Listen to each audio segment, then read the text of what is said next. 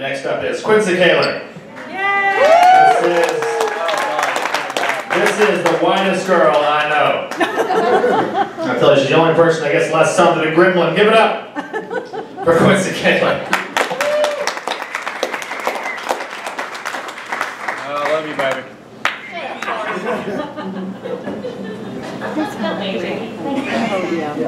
Now that I'm all nice with summer, I'm sitting up here. I've had to put up with these assholes since about 3rd grade. But I will say I have nothing bad to say about Willie. I want to be on his good side. I want to be the hoe in the pool when he finally gets on MTV Cribs.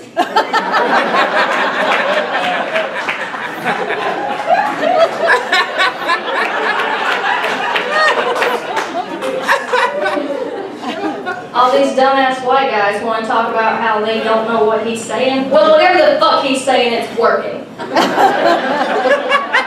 Because see, Corey, he gets his little dress-up clothes on, does his little videos playing pretend with DJ, and Tab has his little podcasts, and that's cute and all, but Willie's been on the real TV.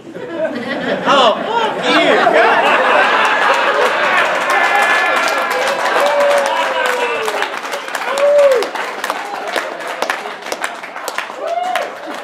And that's how I want to pick my friends. So fuck you, Corey Forrester. I've seen your show, and I've had your quiche. I think you're making the right choice. You've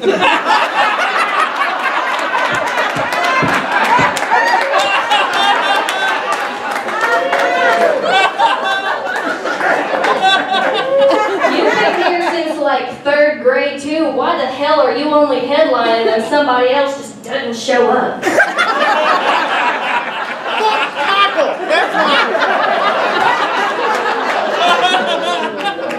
God damn, it's funny. The only reason Michael keeps you around is because you're cheaper than just going and buying some traffic cones for when DL Hughley comes to town.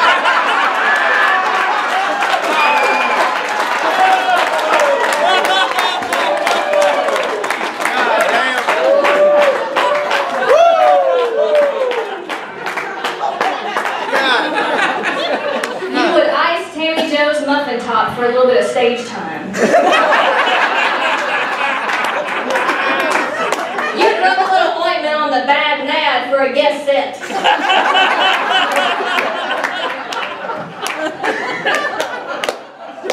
Oh my God.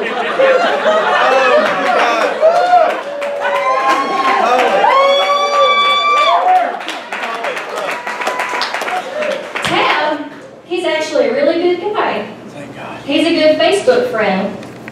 And you're a brown noser, and I don't like it. Tab Blankenship is up more ass than Tammy Joe's good Saturday night panties. What's your angle? What the hell do you want from us, Alabama fucker? Probably a serial killer or something.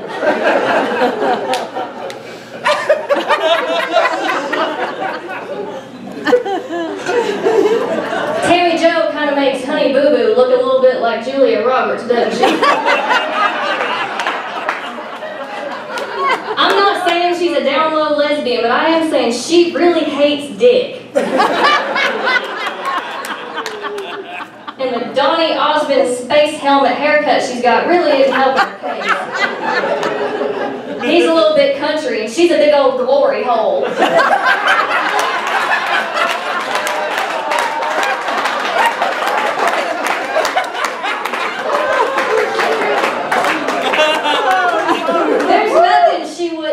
For a Shoney's hot fudge cake. I'd hate to see what would happen if she got a hold of one of Corey's cupcakes. You better tie a board across his ass because her tootie is starving and I've seen it envelop a life-size Toby Keith cutout in a box of oatmeal cream.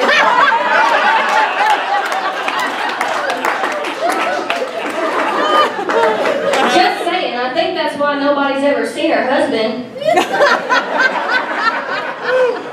People I have to deal with here. Damn. Everyone's always telling me, you're funny just like your dad. Who the hell you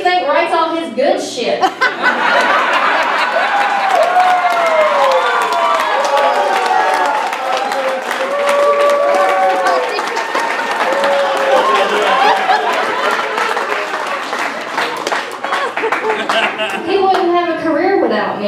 Why do you think he was telling knock-knock jokes in the 90s, poop jokes in the 2000s, and now he's got a few vibrator jokes that he can tell now that I'm old enough?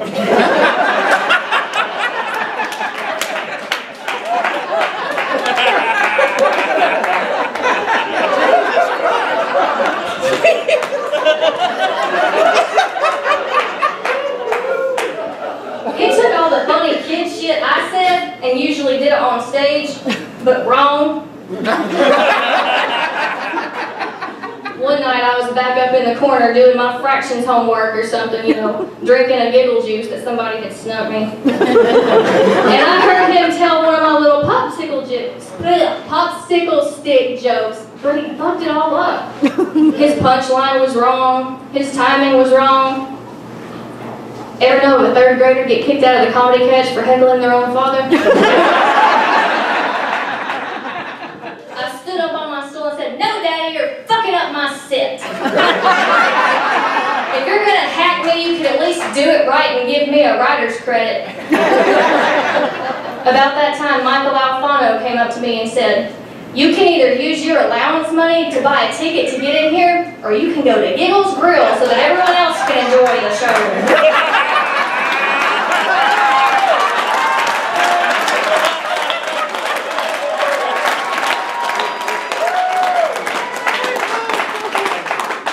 629-2233.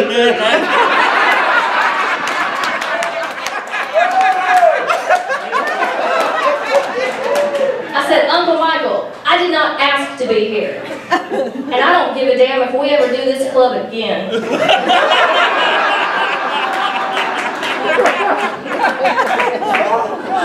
I was around 10 when we started traveling with Ricky.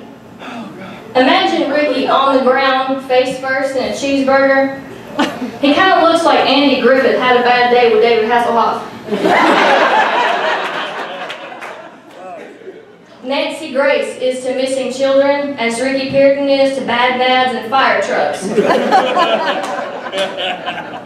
Let me tell you, I'm tired of hearing about your fucking nuts. My mama is dead, and your run her head through the wall joke is the most traumatizing thing that's ever happened to me.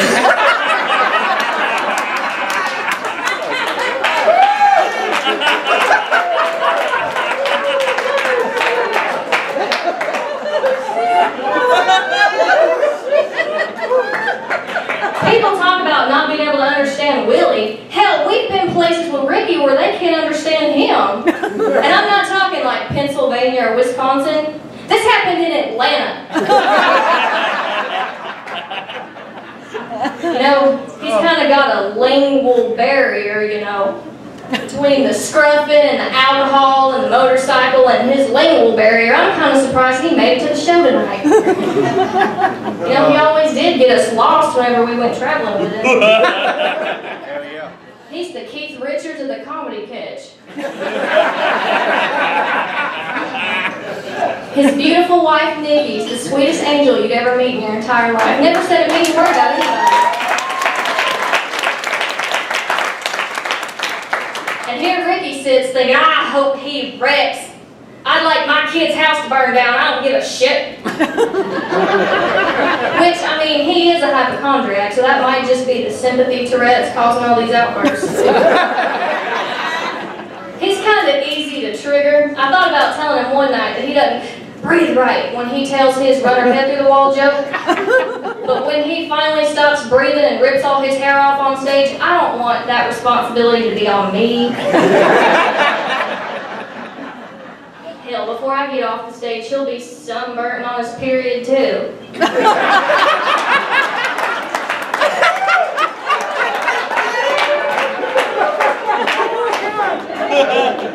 But honestly, there are comedians that can write fart jokes and shit that any dumbass can laugh at, like my daddy. But then there are comedians like Ricky that even other asshole comedians can laugh at. You're one of the only ones I can still laugh at, Ricky. Thanks.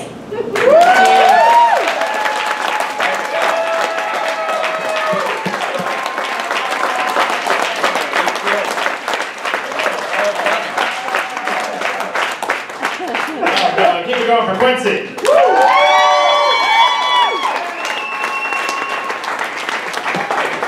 Well done, well done.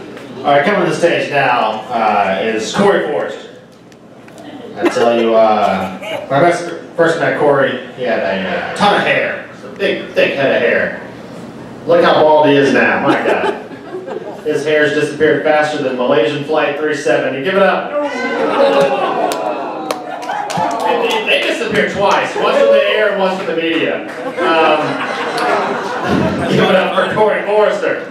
Thank you. Tab Blankenship, everybody. Tab Blankenship. Let him hear it one more time. I have a lot to say about Tab because he didn't do a lot of funny shit most of the time. It's I have Big Ed's here. Well, he was here. His bladder's small. Where is, yeah. Big Ed had a cup of water and a cup of coffee at 3 p.m., so clearly he had to go to the fucking bathroom. No, Big Ed is here though. Everybody get over Big Ed. We all love Big Ed, man. As Tab said, he was the self-proclaimed mayor of Ottawa. Until they started letting queers marry each other, he was like, I fucking made it up! I made it up! That wasn't me! That wasn't me!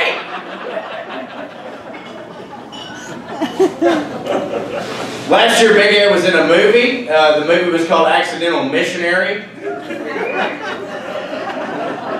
That was not the joke, but thank you.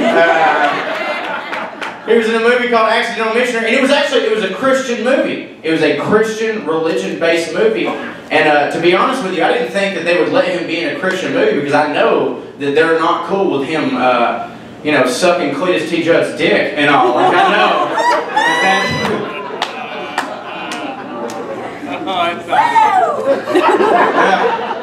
But someone who was supposed to do a call-in, she didn't. And that really fucked up one of my jokes, but I was proud of it, so I'm gonna fucking tell it anyways. You can just sit there and look at me weird. It's fine. Had this girl on Facebook, right? And everybody's pissed at her because she killed a lion, right? She killed a lion. She's sitting on it. Everybody's like, oh, fucking pissed. They're also mad at everybody for killing a lion when they don't know the 18 leopards that have to die every year just so that Janet Williams can have pants when she goes on stage, right? They don't know. And I keep telling Janet, all you gotta do is borrow some from Quincy's boyfriend, right? That's all you have to do. That's all you have to do. Quincy Caylor is here. Give it over to Quincy before she has to do shit over there. Jesus Christ. I'd like to first off say, Big Ed, I fucked her. That was one thing. Did that. She was underage. I should go to prison. I do not give a fuck. Y'all can kiss my ass. Fuck you, Corey. Fuck you too.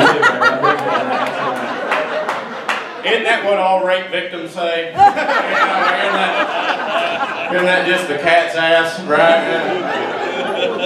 Now Quincy's here. Quincy was raised by the two. First off, let me say about Ed Caylor's set. I'm so glad that Natalie was not here to see that. All right, first off, that.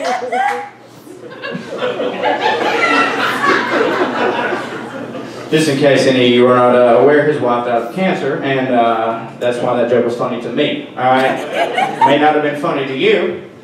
That's because you're not depraved individuals like this day is sitting before you today. I apologize, but you all can collectively go fuck yourself. And you're bombing. I am bombing. It's very bad. Not going good at all. It's put the red-headed girl back up.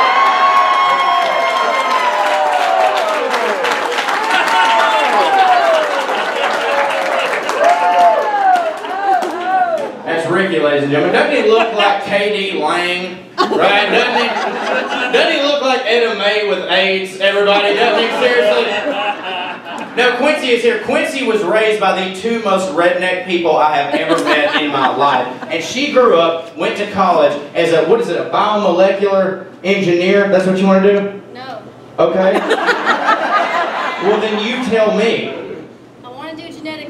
Genetic research, ladies and gentlemen. This girl grew up in what can be described as a trailer park with bricks, all right? And she grew up to want to do genetic, say it again. Genetic research. Genetic research, all right? She grew up out of the most redneck group I've ever seen in my life, grew up to do genetic research, and we all thought, oh my God, Quincy's made it. She overcame all of her obstacles. And then she started fucking the bass player for Molly Hatchet. All right?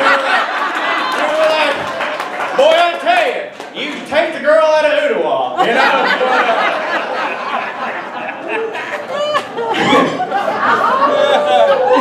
Tammy Joe is here. Tammy Joe, everybody. I'll be honest with you, Tab Blankenship did all my Tammy Joe jokes that I was going to do. Pretty much about her eating pussy. About 5 minutes of her eating pussy. Isn't she built like a pontoon boat, right? Seriously, isn't she? I don't know, I'm riffing here. Let's just do it. Turn the page. Tab Blankenship, your host, everybody. Tab Blankenship. I love Tab. I grew up doing comedy with Tab. We started about the same time. And everybody always wants to say about Tab, like, oh, Tab's got to be gay, right? Tab's queer. He's gay as fuck. He dresses really well, you know. He drinks cranberry vodkas. You've never seen him with a woman, you know. Willie Bee's here, and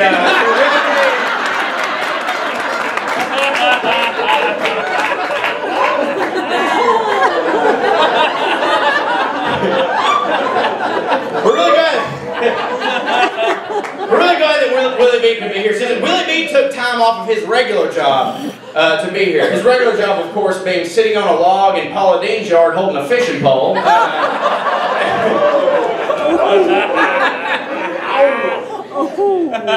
Willie Bee has been on Late Night at the Apollo and on Bounce TV. He's literally the only comic I know that got his 15 minutes of fame before he got 15 minutes of fucking material.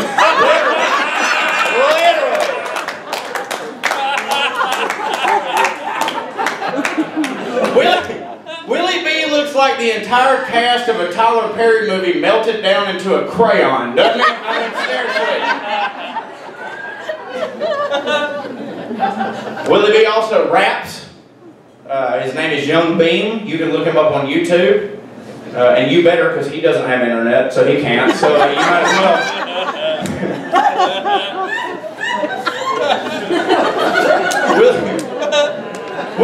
Willie Bee's raps are, it's actually, I would prefer that you listen to his raps, because his raps are like his comedy. They're both very shitty. It's just that his raps are over a lot fucking faster. You know what I mean? It's like, you might as well. I have another page. Yeah, no, it's not that good. I'll be honest with you, I didn't prepare a lot. I did a lot for everybody here. I was trying to write jokes for Ricky. Look, Ricky Peardon, you're the man of the night. Give it up for him, seriously. Jesus. I tried so hard to write jokes for Ricky, about how Ricky was, oh, Ricky's a really good comedian, but for some reason nobody ever saw that, you know, which is why he doesn't work a lot. And maybe it's just that you think that, and maybe everybody else doesn't think that, and maybe he's actually a shitty comedian, you know, which is why he doesn't work a lot, right? And he's retiring because he doesn't really have a fucking choice, right? Like I had all those thoughts go through my head about how can I roast someone I respect so much. You know, this guy the first guy that ever took me on the road, guys, seriously. If it wasn't for this guy, you wouldn't have had to put up with me tonight, right? Doesn't that make you want to kick him in the butthole right now? Doesn't it make you want to just fucking make that other nad not so good either, right? Doesn't that make you...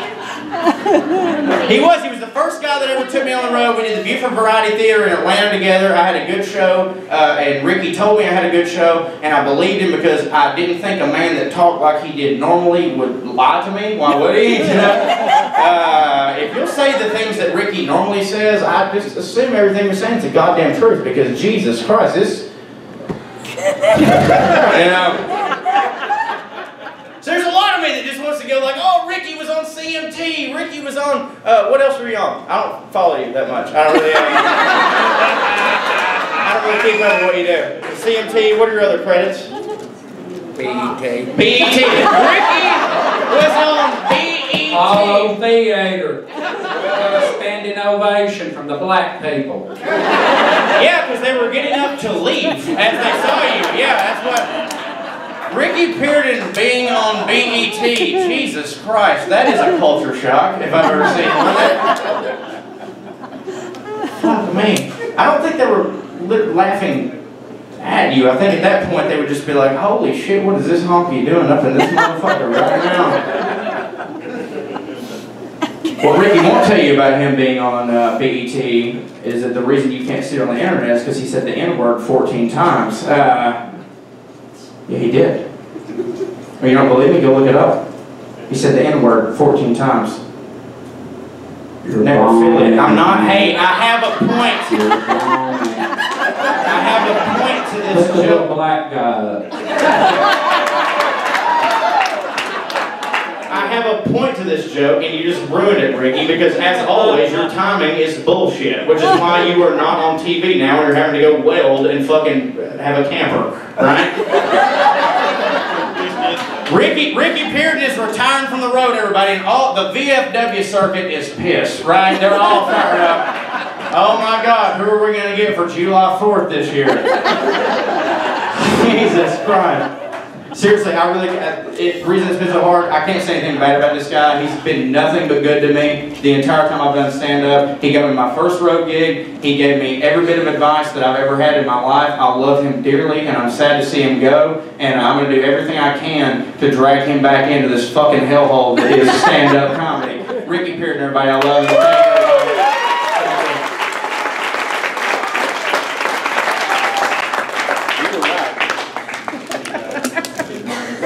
Get it going for Corey.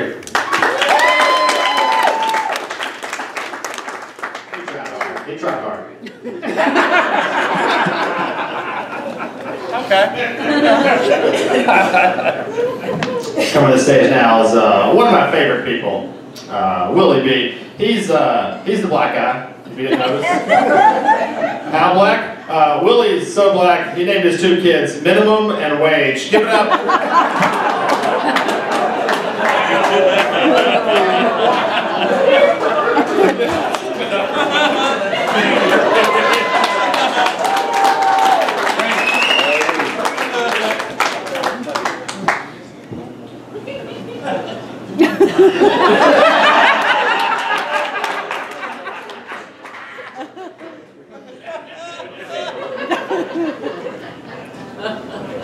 Y'all can start taking pictures now.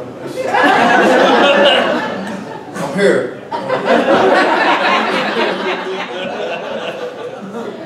No more questions. Alright, y'all give it up for Tab. AKA the white dude that was up here. I said earlier. Tab. I was wondering what type of name was that? I don't think they came up with a name at the hospital. They just were like, how much I owe y'all?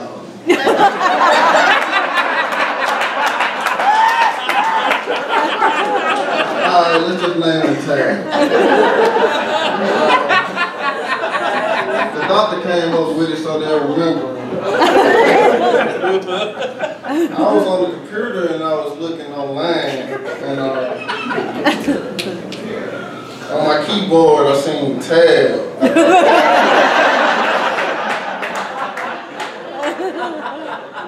It was right.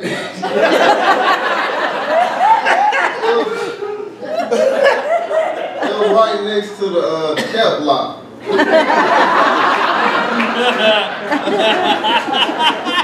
I seen Tab tonight. You look like where they work at a car dealership and couldn't sell cars. He just started doing comedy. Can't really tell comedy, so they just let him host. I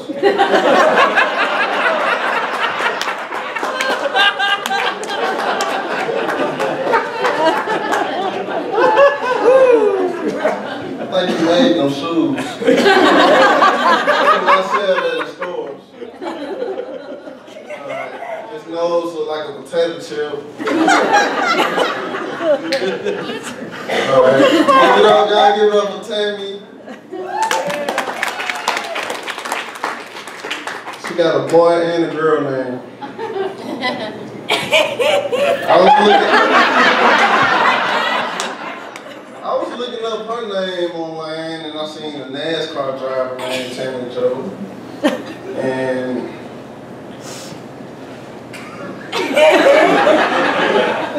that's it. I really ain't got nothing to say about it. I didn't know that. Do you have any kids? See? She could have been, I thought she was somebody's grandmama when I met her. She ain't even made the first step yet.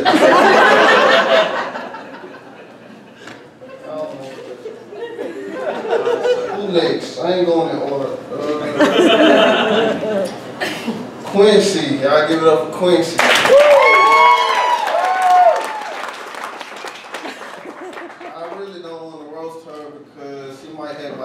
Facebook page. It took me a long time to get 1,200 followers, so 5 years, so I'm not working hard for that. But I'm gonna just say she opened up a clothing store when I go.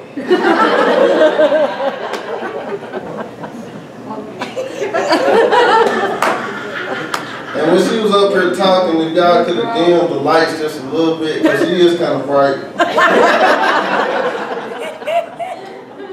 They was gonna make another spotlight and call it Quincy. No.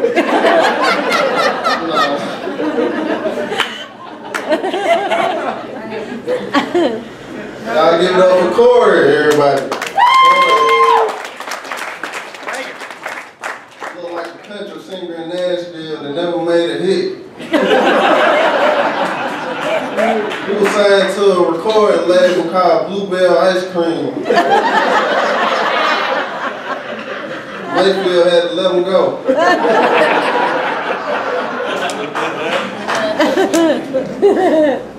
Corey, how long you been doing stand-up? 10 years this year. He's still here.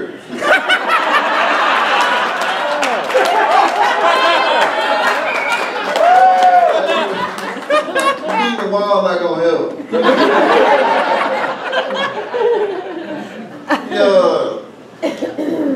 I guess this club was here 20 years by then, right? Yeah. Yep. 20,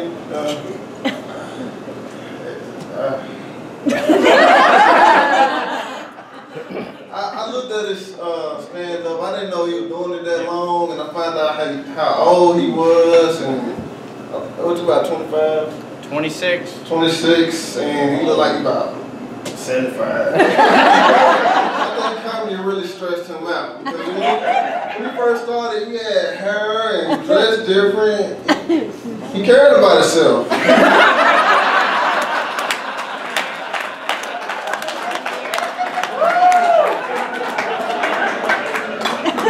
We've been doing it 10 years, and if my life looked like his, I'll just quit. I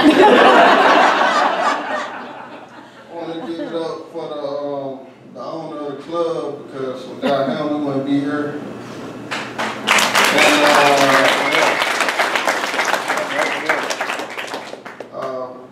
my parents told me it don't cost to speak, and Mike has proved that. But we still broke. I got paid more money.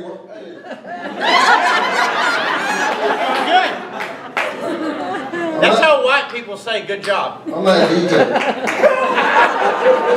It's just a culture thing. It's just a culture It's thing. basketball shit. Right It's there. culture. It's a culture thing. Oh. Yes, you made me forget. You should be more confident in yourself, Willie. I got paid more money working at McDonald's and this shit.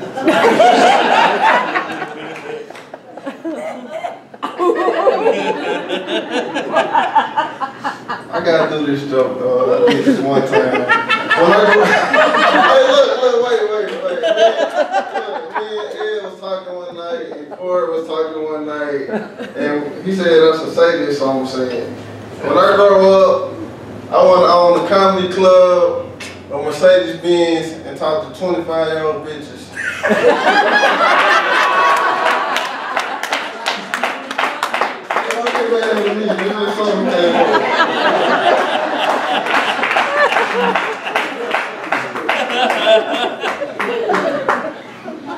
Big Ed. I give it up, Big Ed.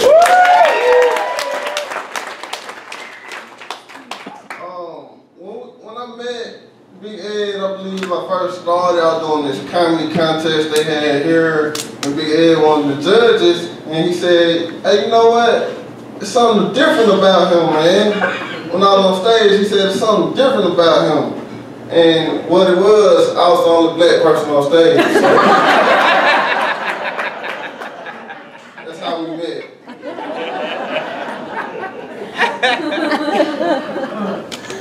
He bought him an iPhone and he thought it was a computer.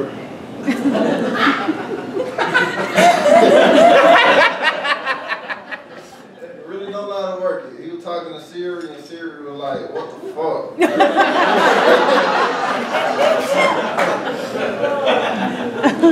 Y'all give it up for Ed, man. He, I think he pregnant, so. It's yours.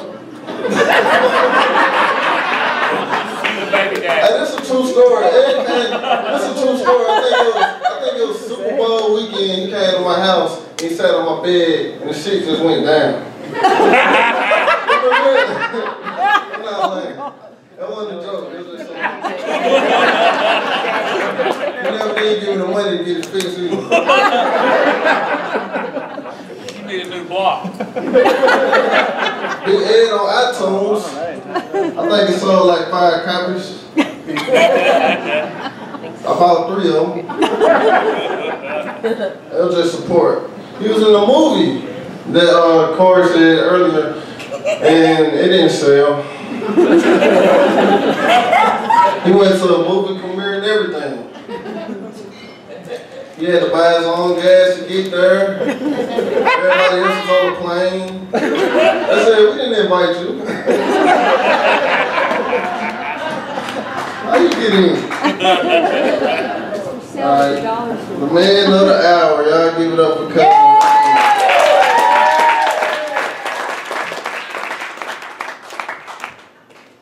I want to roast Cousin Ricky, but I don't want him to be black, so.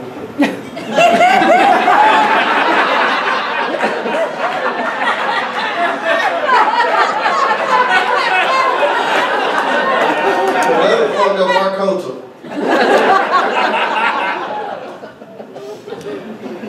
Like Cousin Ricky, I was gonna roast him, but the damage been done. It's too late.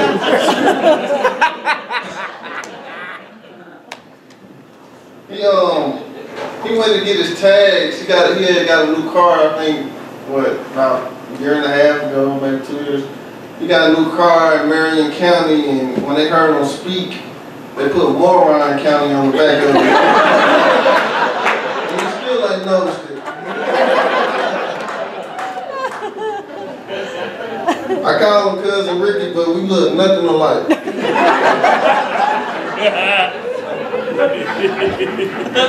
I was ashamed. Sorry. The reason I quit school because he came to my high school and said, I'm your new language arts teacher. And I was like, oh, fuck.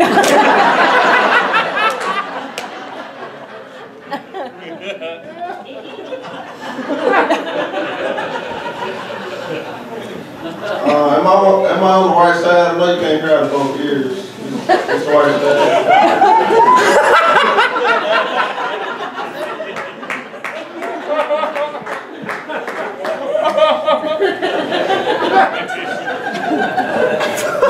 Look at his outfit. I think it was $2. I gave him away the Goodwill. I don't know, man. Our family knows where my outfit came from. Tell me really hard to talk about him, man. I'm funny, a funny comedian, you know. I don't know, I can't really talk about him. Oh, fucker. Preach. That's how I felt. Before I leave, I just want to say, have a good retirement. If you come back, I'll put you on the road with me.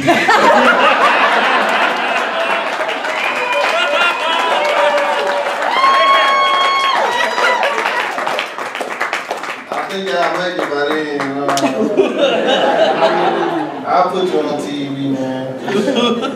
Just call me, but don't be talking jibber jabber. It's one thing that he always said to me. It's one important thing that he always said to me that I'll remember, I'll never forget. And what it was, oh, fuck off.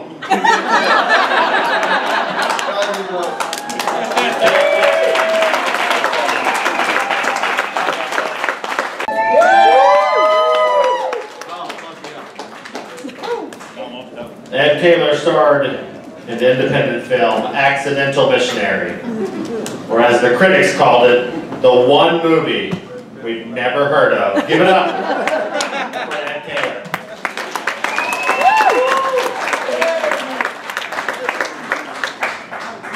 And we're out of time now. All right. That's fine. I've got to pee. All right. Thank you, Tab. You tall, dark, and handsome motherfucker, you. Who the fuck are you, Tab Blankenship? Where the hell did you come from? You're on open mic one night, next night you got a podcast radio, next night you're up here talking shit about me. I don't fucking know you. You have always looked familiar though, but I can't put my finger on it. But now that I've seen you in a bright light, I think I've got it. Just down the road at Images, you're Tabitha.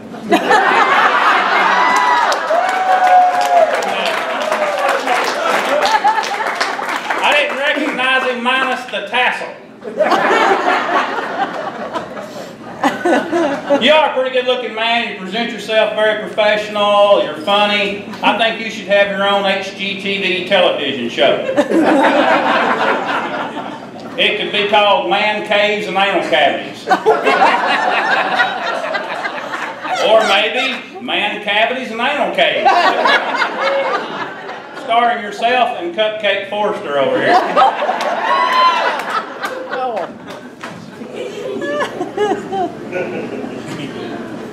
Tammy Joe, you have worked in a hardware store. You have worked in a racetrack, sold real estate, owned a bakery, and done stand-up comedy, and you have had sex for a sack full of crystals. Is there any fucking thing you won't do? Yes, there is. You will not pick a fucking personality and stick with it. Who do we have here today? Do we have Tammy Joe, or do we have Cricket, the tube top wearing Daisy Duke cowgirl boot wearing floozy? Or is it Damn It the Water Lover? Who the fuck are you? Tammy is also the world famous author of the Facebook saga Dickless and Hiram. That explains sex for a sack full of crystals. You and Ricky are a lot alike, Tammy. You could be siblings. You're both from small towns. You talk alike and you've got the same hairdo. You're Ricky minus an ad with a vagina. We tried adding her to the Hicks Gone Wild tour. We was going to call it Two Hicks and a Chick. Nobody knew who the fucking chick was. Didn't work.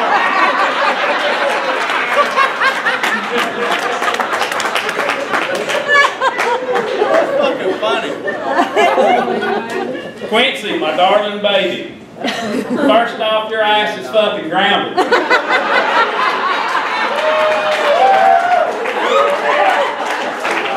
Not because of what she said, but because I'm not as funny as that bitch.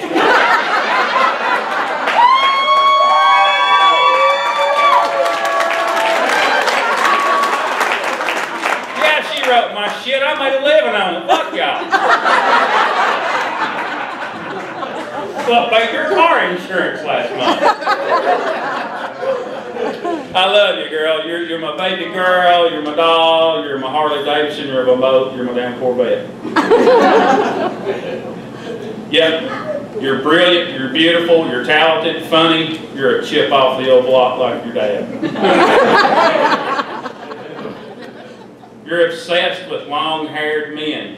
Sebastian Bach, John Morrison, and Nathan, your long-haired rock star boyfriend.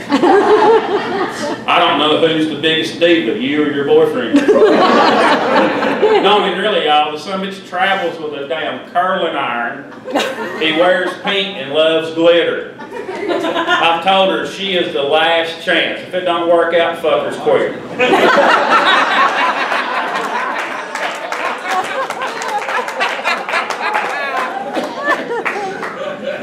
You and your boyfriend are both cat freaking crazy. They don't want children, they want 100 cats. I'm afraid my daughter's gonna grow up to be that crazy cat lady. Her boyfriend's gonna be a crazy cat lady too. You grew up in the back seat going from gig to gig, watching shows with me and Ricky, being around us comics and a bunch of secondhand smoke. It's amazing you even made it to college, baby. Much less excel at college, you know. I never believed in a secondhand buzz until at the age of 5 she ordered 10 Happy Meals and a Big Mac.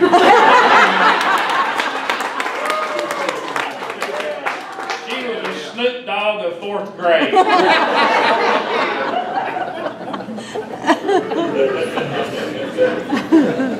With a major of, she said, genetic research. I can never say it right because I'm dumb as fuck. You're so smart, sometimes I think there's no way you're mine. But then I watch you walk and hear you fart and burp.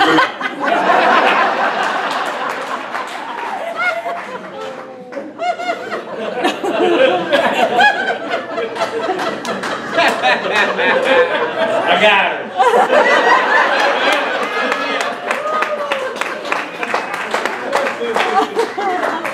You're a perfectionist. You're anal about everything. Everything except your driving. Holy shit. Smartest kid on the block. Can't back out of the damn drive. I think you took the cousin Ricky's stool of getting T-boned in Tupelo. Fucker. You give me hell constantly about my health. Be organic. Don't drink beer. Pot's illegal. I think I'm just going to leave her ass in a hot car.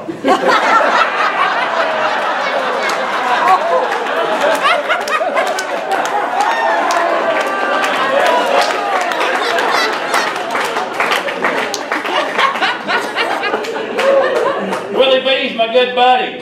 My good little buddy. You're so short your feet smell like nutsack.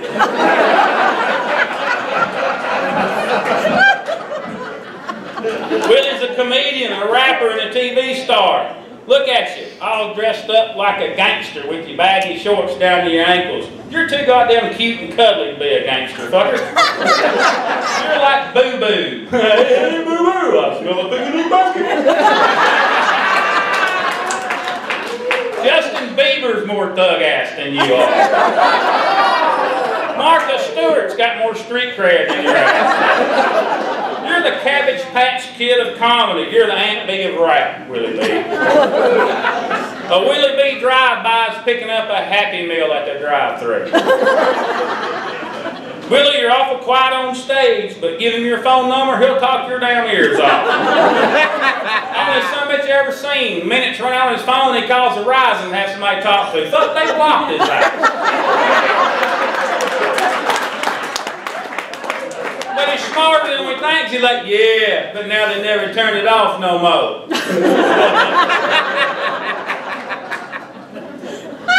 Willie don't know if he wants to rap or tell jokes. Hell, he don't know if he wants a girlfriend with a car or without a car. Because without a car, he got to take a girl to work. With a car, a girl can ride up on his ass, so to speak. Watching Willie's show on stage is like getting woke up by the couple fucking next door in a hotel room.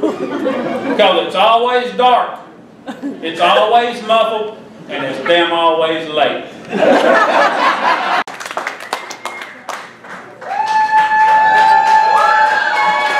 Give it up for Nickie Peardon's wife.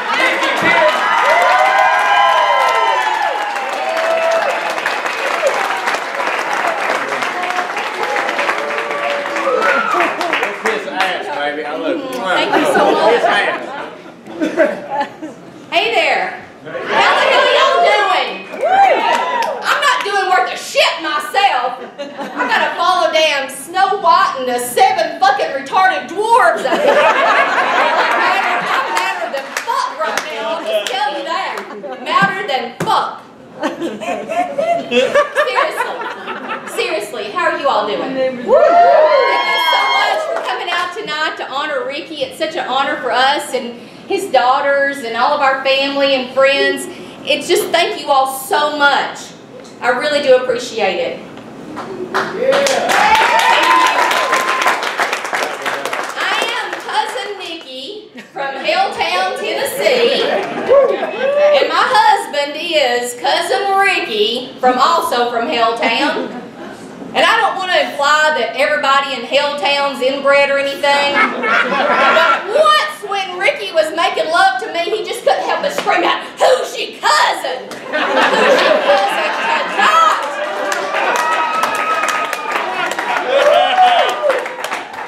To which I replied, "Shut the hell up. You know you're my goddamn cousin, so get busy."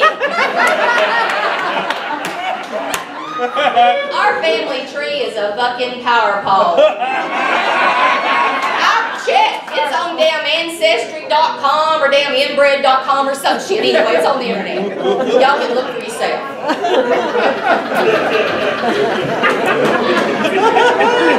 You know, Ricky always says, "I don't write comedy, folks. I live it."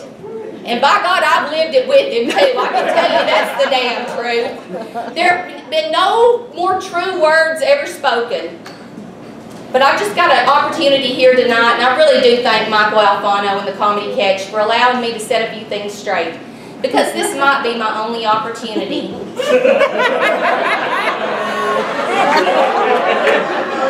It might be. I might need to ride back to Helltown tonight, so if anybody's going that way, y'all just wait a minute for me, okay? Oh my gosh. You know how Ricky he does all those wife jokes, you know, he's always talking about his wife and the bitch. Well, actually, the way he says it is the biatch. But I'll tell you, there's nothing ever been further from the truth. Because I'm not the biatch. He is. He's an old crotchety bastard biatch. He's crusty and cranky and just, I mean, obscene, okay? He's like the biggest bitch ever. And I've got a great example for you. We just went on the vacation of a lifetime down to the Florida Keys. And before I ever got on my damn vacation, though, he almost ruined it for me. Because he started bitching. Yep. He didn't like the damn way I was driving, okay? Bitch. We got to a damn campground. He didn't like the damn campground. Oh, the palm trees aren't big enough. The damn sun's too hot. Too much sand. Bitch.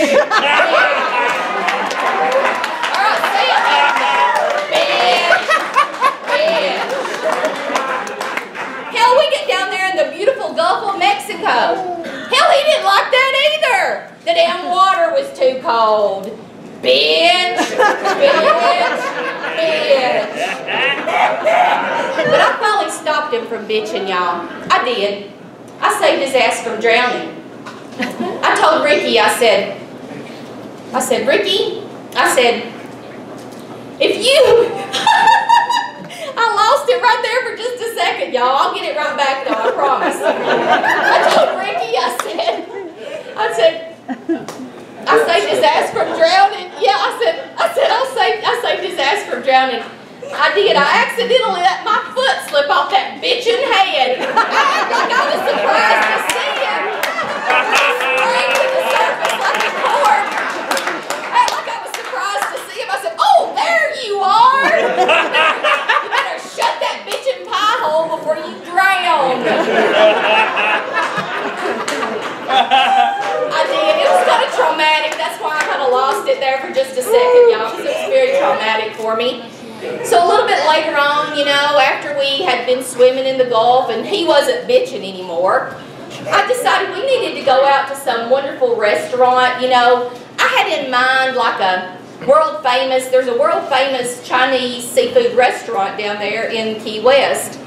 And I said, oh, Ricky, I want to go to this world-famous Chinese seafood restaurant.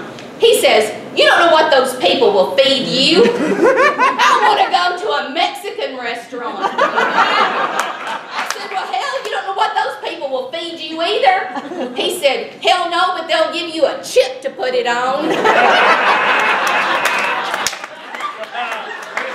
I didn't need a turd if I've got a chip to put it on and a little salsa to kill the germs. Yeah.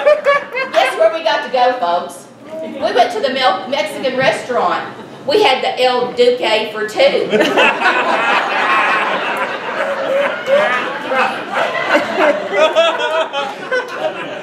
And you know, there's another thing that Ricky always says, and nothing could be further from the truth either. He always says, in order to make love with my wife, I have to be careful not to wake her. That's not true. On our vacation, I took along the book, The 10-Second Kiss, which is a New York bestseller. It's about how to put the spice back into your relationship. So Ricky said, what are you reading? And I said, oh, it's this great book. It's called The 10-Second Kiss. Thus, you know, you kiss your partner for 10 seconds, and it improves your relationship. Immediately, I saw the wheels start turning. In a minute, Ricky grabbed that book out of my hands. He started thumbing toward the back. I said, what the hell are you looking for? He said, I'm looking for that damn 1-hour blowjob. That's the only way I'm in this damn relationship.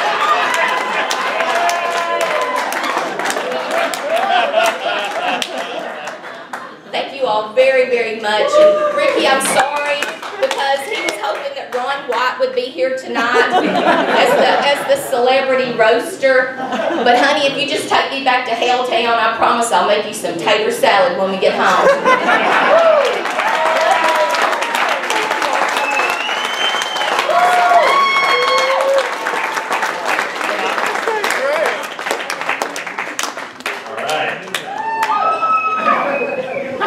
What can you say about Nickie Peardon that hasn't already been said on Crime Stoppers? Ricky looks like Billy Ray Cyrus, butt-fucked Joe Dirt, and they had a baby. Cousin Ricky, they call him. People always ask me, why do they call him Cousin Ricky? And it's real easy. Because whenever he asks a girl, hey, you want to fuck? She always goes, I would, but we're cousins. You're balmy. Put the old drunk woman back up there.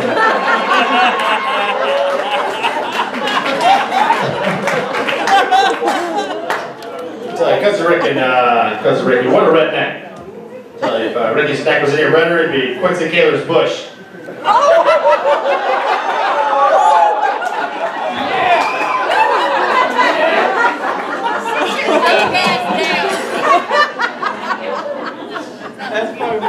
But I actually shouldn't say that. I gotta be honest. I've never seen her bush. I should ask somebody who has. Hey Corey, how red is that thing? It's very red. Yeah, it's very red. Yeah. But of course we're all here because Ricky's retiring, which is sad. But I'm happy for Ricky. You know, not every comic gets retired. Most of them die in hotel rooms or car accidents. Not Ricky. Ricky's going out on his own terms. And that's actually admirable. And I like Ricky a lot. Known him for a few years, always been a funny guy. Don't really have anything bad to say about the guy. So I'm going to come off stage. But It's true, it's true, that's he's true. really a nice guy. You can't really fucking think bad about Ricky. But ladies and gentlemen, your final roast tea of the night. Kill it. The reason we're all here, give it up for Nickie Peardon.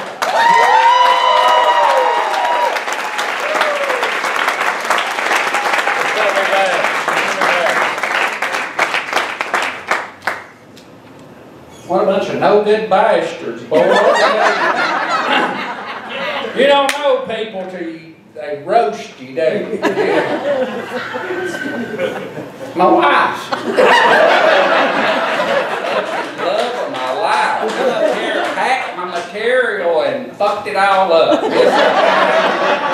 Kept talking through the punchline. I'm over kicking her in the leg trying to tell her the damn punchline. practice, bitch, before you come up here and embarrass me.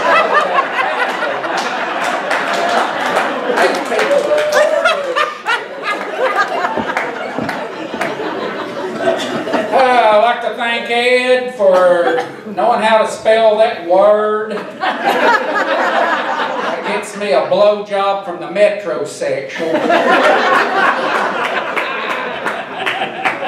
Tab Blankenship. He didn't change his name for showbiz, did he? He's gonna ride that bitch out. Mother must have been psychic. Named you after a damn sugar-free, tasteless fucking Diet Cola that sucked and failed much like your career.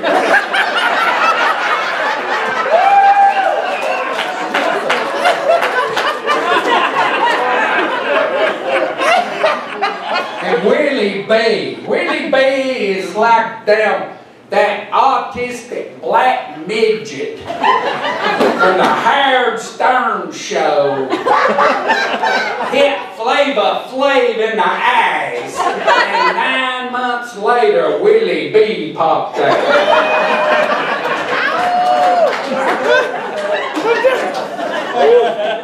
Willie Bee got invited to perform at the Apollo Theater. That's pretty damn big. That's really big, isn't it? Apollo Theater. Of course, he got booed off the stage at the Apollo Theater. Booed off the fucking stage by a bunch of short, ugly black people. That's what you call your target audience.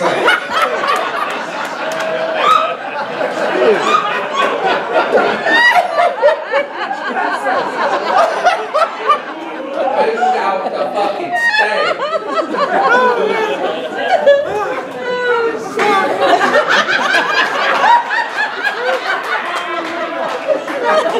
Forrester enjoys other people's misery just a little bit too much. Sit there and drink liquor, down them wear shoes. I think him and Tab's got a little something going on.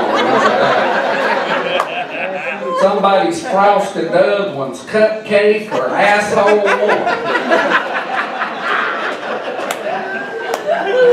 Dressed too nice for a damn southern comedian right there. This is the laziest fucker in the world. The only reason he got into comedy so he wouldn't have to have a damn real job. You know what I mean?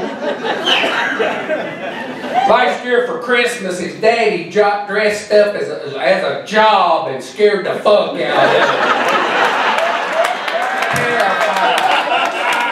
Kissed down both legs.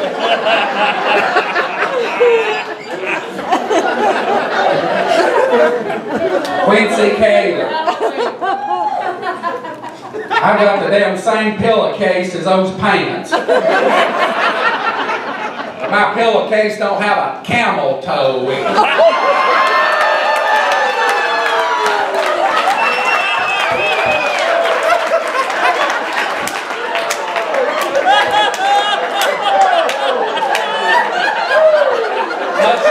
Regret if it did, I'd tear the lining out of that son.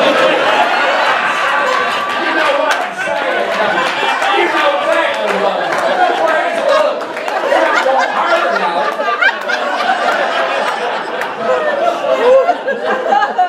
You'd drag a slow kiss through that thing, wouldn't you? In a Sunday school meeting.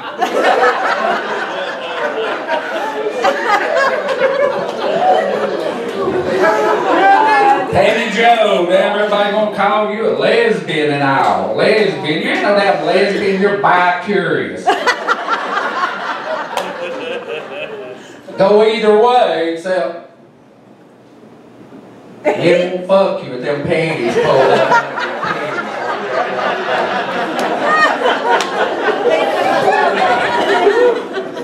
Bi-curious woman married to a man named Dick. Get that bitter irony right there.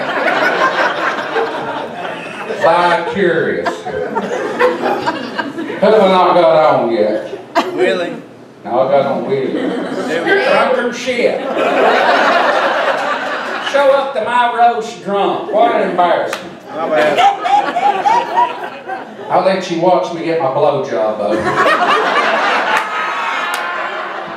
You're too drunk to remember it, so you won't ever say nothing else about it. My buddy Big Ed. Me and Big Ed's traveled all over the damn country. We made it every fucking place where they say all you can eat. That's all he gives a damn about. We're sharing a room in Memphis, Tennessee. We went over right next door. We said, oh, this damn Chinese place we gotta go to. Lim Hung Lo's. All you can eat Chinese buffet. We went there, Ed stuffed his fucking self. He ate everything in the place. A man run us off here. You go home now. You go home now. Run us off, got back to the room, have to share a room, you know. Ed's like, oh, boy, what did I eat? Just like a fucking joke. He's like, damn, I'm gonna hit the toilet. He went in there and laid a damn load. 5 minutes, hit boy shit a striking cobra. He flushed that commode, that somebody was coming out getting it. He said, come in here, you've got to see this. And someone's hit me on the leg in 3 places. Left an awful shitty stain on my new Levi. When the sewer systems finally accepted that son of a bitch, it caused a traffic backup on the Mississippi River.